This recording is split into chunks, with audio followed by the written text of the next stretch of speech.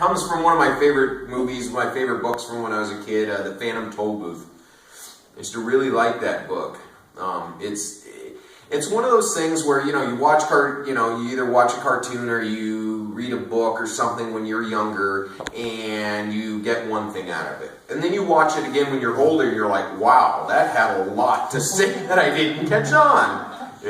MASH was that way for me, the Flintstones, all this stuff. The Jetsons even. Because it was one of those things, even just environmental concerns. Besides the fact that it was probably a whole corporate thing that they were talking about because the company was Sprockets and Cogs. And they all worked for this main company that didn't really make anything. And whenever the skies would get too smoggy, they would all push a button on their buildings and they'd go higher up into the sky till it was clear again. Oh, that's a great idea. Yeah. And so, I didn't know what that meant when I was younger, but yeah. So yeah, and I guess with the Phantom Toll Booth, it just is so much. It's so metaphorical, and it's so just.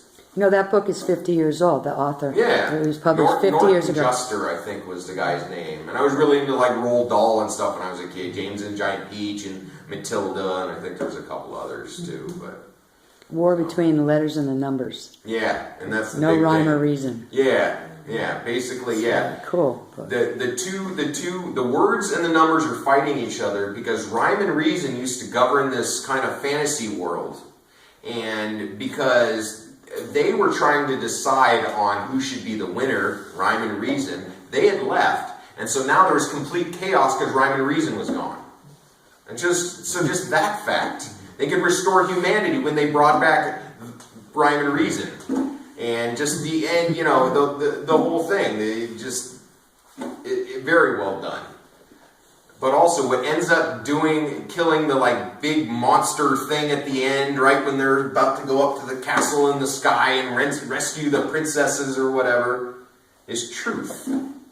They shoot this arrow at this big monster guy, and it has this flag on it that says truth. And basically, he represented all the anger, all the hate, all the despair, because it was right before the castle. All the monsters and things that they had kind of ran through to get up until that point all melded into one. It kind of represented the worst of all humanity, and truth was the thing that defeated it. And that always hit me. I was like, this is just really, really good. It's even on YouTube now. I watch the whole thing on YouTube, but and I must say I get excited when I see stuff like that out kind of in the mainstream media. Even if it's little bits and pieces here and there, it's like being happy with mediocrity, which things could be a lot better, but little steps are better than no steps. The movie Bulworth from the 90s with Warren Beatty and Halle Berry, and he was this senator that went around, he got sick and tired of the way stuff was, so he just started going around the ghetto and telling everybody how it really was. And that was the story. And he ends up getting killed at the end because he talks too much truth. But great movie.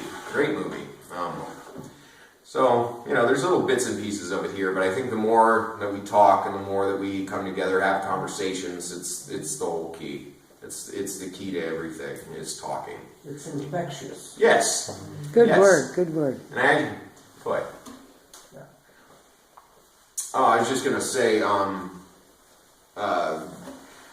politics and religion, people say that you shouldn't talk about them. You shouldn't talk about them in polite conversation. But that's the exact problem right there. It's because nobody wants to talk about it. And if you're not used to talking about it, when it does come up, you're going to get all fearful. And then we come back to the fear thing again. Yeah. So I think the more we can just talk is good. Stuff is just, it's way on either side. It's getting away from a middle. Not that I'm, arguing for the swing voter or whatever, which that movie with Kevin Costner was actually really good, Swing Vote, But, it's just, there has to be some kind of compromise in the middle. It's like, you take something like capitalism on one side, and you take communism or socialism on the other side, as opposite ends of the spectrum. But then, if you take capitalism and you put actual rules that people abide by, is that even what it is anymore? But it's not completely communism either, or socialism. It's something in the middle. And so I don't know. I think about that a lot. You know, and that just seems to be, you know, more real. You know, I like the direct democracy thing in California. I think that's a good thing. You know, the way that people can, you know, and it opens the doors for a lot of crazy stuff. Hence, you know, Prop 8 and these other things that come up that are, you know, almost obligatory, discriminatory things, but, you know, it's free speech. It's the reason why, you know, at certain times, you know, Nazi groups were allowed to march. They had the free speech to do that, but then other people also have the free speech right to get very upset and do whatever they want, you know, so it works hand in hand. So, I don't know. Because it's one of those things to me, it's like it's black and white. You either allow everything or you allow nothing. Because if you keep putting these caveats on it, you run into trouble. But at the same time, you know, you got to look at what's actually being done. You know, is free speech actually free speech? You know, free market capitalism isn't actually free market capitalism. You know, free markets aren't actually free markets. You know, oh, well, we'll let the market decide, and the people that are, you know, make all the money, you know, they're free to make as much money as they want, but as they do that, they gain more control, and as they gain more control, they start pushing everybody else out of the system, and then it's no longer free anymore. So, I don't really know my point with all this, but being awake, yeah, seeing something in the making, yeah. And question what is it and where's it coming from. It's like people over 65 are the fastest growing population in the world, and they also have the greatest percentage of the wealth. The hard working class person that's put everything in his real estate or whatever it is, amassed wealth, and then the financiers are tweaking everything and going, okay, how are we going to get this from them? Yeah. So they say, oh, let's give them a big chocolate ball that's going to taste so good, and they're not even going to know who made it. Really good though.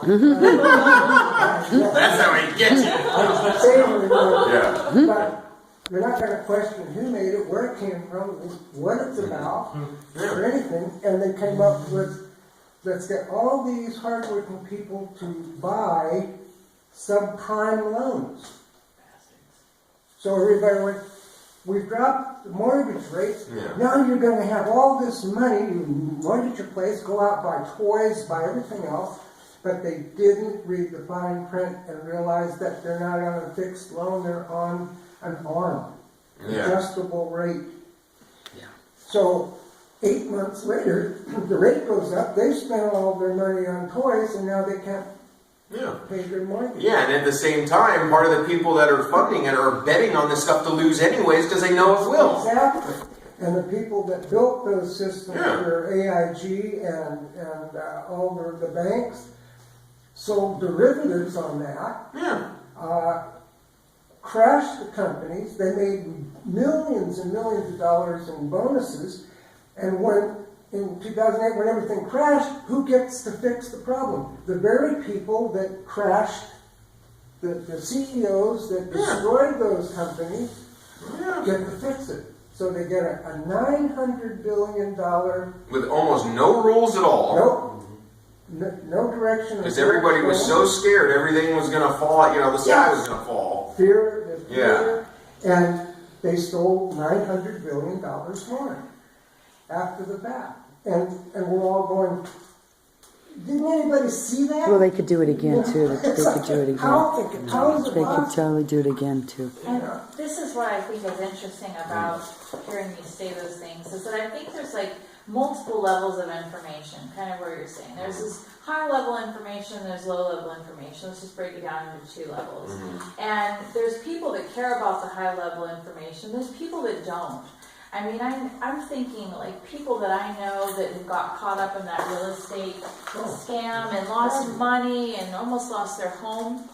I think that people probably warned them and probably did say to them, you know, be really careful about what you're doing. Yeah. But they didn't care. No. They didn't even want to hear it. They didn't even want to know. Yeah, free ride. they want to live in this fantasy world where everything is going to turn out okay. It's going to be the Disney movie. And then there's the people that are thinking, well, I want to know that because I'm, for whatever reason, I just want to have that information and make these great There's some choices. people that don't want to hear anything bad. Yeah, Oh, that upsets me. Don't talk about that. right. So how do Go you back wake to your those game, people you up? know. Yeah. What? How do you wake them up? How do you, or can you wake them up? When they lose everything. Yeah. You know, Right. I mean, They have to I lose was the today material. in downtown Arcata, and I thought, here's this huge population of 20 to 30-year-old homeless people. And they're here because they want to start trimming, Yeah, the right? trim gypsies. But there isn't that much to do, right?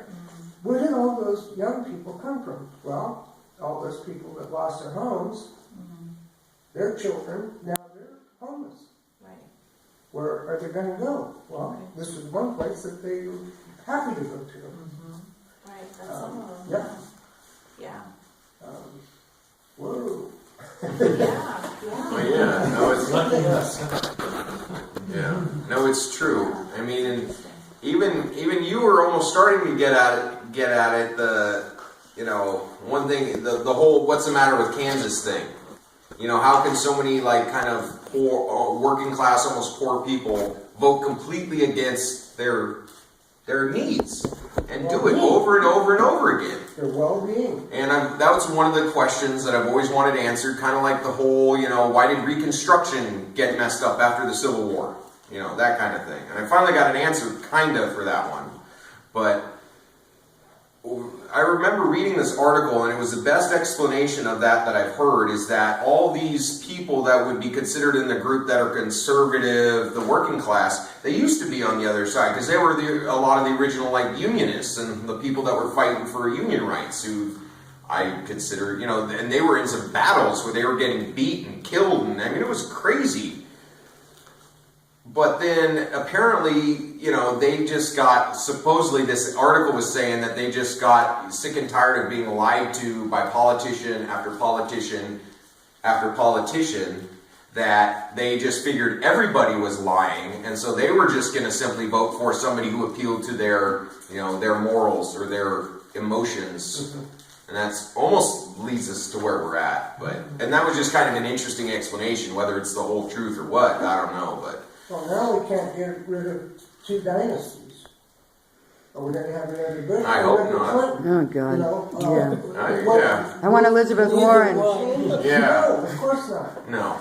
or Bernie Sanders. Yeah. Yeah, I mean, we don't have who we're going to be voting for. Yeah, the line from the Who song, right? Meet the old boss, or meet the new boss, same as the old boss. Yeah, Yeah. it's perpetuating itself, and we have not found the key to unlock that system. Yes. Not yet, but Yeah, but there- we can keep there's searching. part of the key right there. I hope so. If it's a conversation starter, then that's the whole Yes. idea. The whole So I have a idea. question about Yes. your future books. Yes. So are you using this one is about border control? It sounds like the future one might be about water control. Yeah. The other books are the subjects as vehicles to Kinda. talk about what's going on behind the scenes? Are these obviously they're subjects you really Yes. care about, Yeah. but are they going to get more? I don't want to say extreme, but these are subjects you care about. So Yeah. how are you going to make them? I guess fresh for 6 books with what's happening. Well, yeah. The water thing's gonna be one. I'll end up doing one about probably military contractors, Yeah. which I already kind of almost set it up at the end of the rough draft of this book to do for the next book. Is probably what I'm going to tackle after that, and then probably do one on the pharmaceutical industry, and then do one probably about chemicals might work its way into it somehow, but the healthcare industry, and then politics near the end, and then the final book of the series would probably be how everything ties together. And so as it goes down the line, it'll get much more intense, and I don't know exactly how it'll end. And it'll probably end in either the world that I most would like to see happen, my biggest dream, or my worst nightmare. And here we come back to fear again. Am I going to be Am I going to be unfearful enough, should I say, to portray what I like to see instead of what I'm scared of seeing? You know, because in the end, I take a little artistic license, just like everybody, But then, it is a vehicle to talk about this stuff, change names and places, but still talk about real things that go on. Speak your truth. Yeah. Is he going to be Jason Bourne? No. Are we going to get that crazy? No. I mean, there are some crazy parts, but it was funny.